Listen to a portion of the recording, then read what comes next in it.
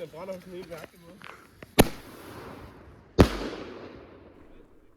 Hallo alle sammen. Så er der gået et helt år, og nu er man altså endelig fyret krudt af igen.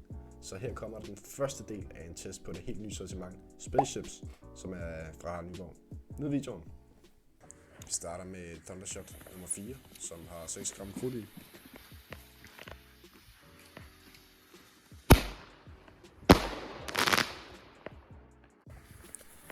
Så tager vi et nummer 5 med 608 gram krudt i.